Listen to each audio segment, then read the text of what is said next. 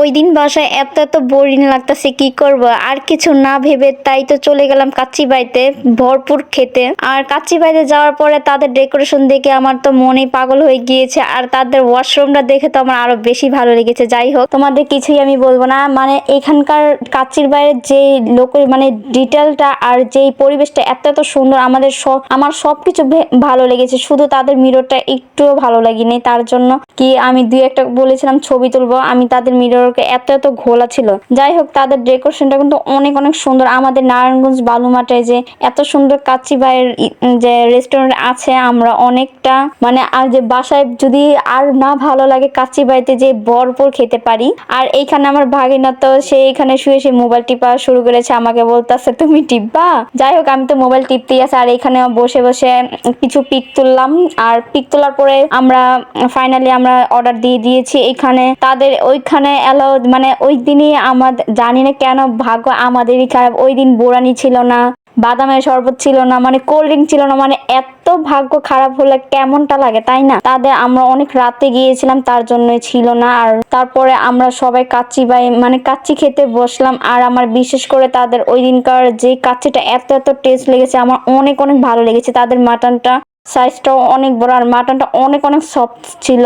আর এইখানকার ভাত মানে যে রাইস গুলো এত এত ঝরঝরা ছিল। আর আমার তো এখনই এডিট করতে বসি, তো আমার এখনো মানে কি বলতেছে লোল পড়তাছে। আর এটা প্রায় আমার 1 মাসের আগের ভিডিও, আমি যখন বরিশাল মানে গিয়েছিলাম তার আগের ভিডিও। আর আমি তো অনেকটা আইডিয়া, তার না যারা যারা আমাকে চিনে, আমি ভিডিও মানে 1 বছরের আগের ভিডিও ইয়ার পরের বছর ছাড়ি। আর এখন থেকে রেগুলার চেষ্টা করবো।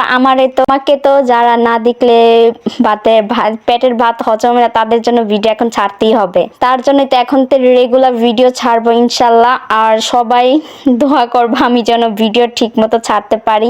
ভাতটা খাওয়ার পর আর এইখানে বসে বসে মশলা আর আমি বলতেছি কাচ্চি ভাই তুই কেন বোরহানি তুই রাখলি না। মানে যাই হোক, অনেকটা দুষ্টামি করতেছে। আর ভাবতেছে এইগুলো সব ঢেলে নিয়ে যাবো আজকে, মানে নিজের মতো করে খেতে পারিনি। আর এখানকার দইটা এত এত মজা ছিল। তার যারা মিলনি কাচ্চি বাড়িতে যাও তারা কিন্তু মিলনি এই দইটা ট্রাই করবে। এই দইটা অনেক অনেক মজা ছিল।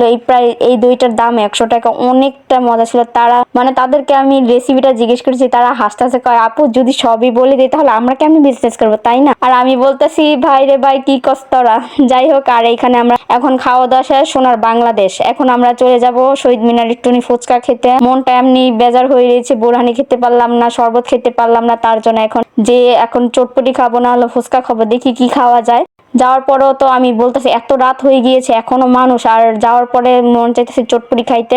বিশ্বাস করেন ভাইরা, আমি নেওয়ার পরে মানে 2 চামচ খাওয়ার পরে আমার পেটের ভিতরে এক ফোঁটাও জায়গা নেই, এখন নষ্ট করতে পারি না। কেউ যদি মানে ওই দিন কেউ আসো না, আর অন্য সময় অনেক পিচ্ছিরা এসে বলে আপু দাও দাও, আর ওই দিনকে একটা পিচ্ছু আসে না। আর মেনলি অনেকটা রাত হয়ে গিয়েছে তার জন্য। আর এইখানে কার কার এই চটপটিটা দেখে মুখে লোল পড়তেছে আমাকে অবশ্যই জানাবা। এখন আমারই পড়তেছে, আর তখন একটু আমার থেকে ভালো লাগে নাই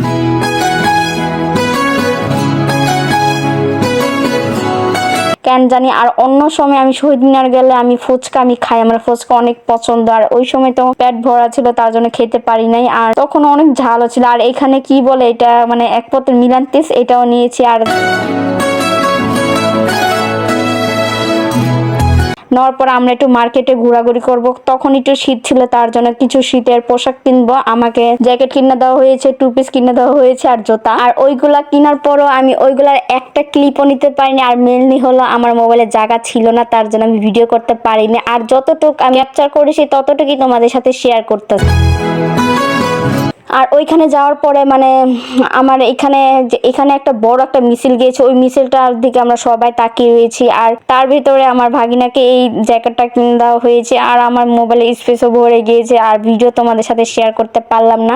ভিডিওটা কেমন হয়েছে আর কে কোন জায়গা থেকে ভিডিওটা দেখতেছো অবশ্যই কমেন্ট করে জানাবা। আর যদি পেজের থেকে দেখে থাকো অবশ্যই আমার পেজটাকে ফলো করবা। তাহলে সবাইকে আজকের মতো বিদায় জানাচ্ছি। সবাই ভালো থাকবা, সুস্থ থাকবা, আল্লাহ হাফেজ।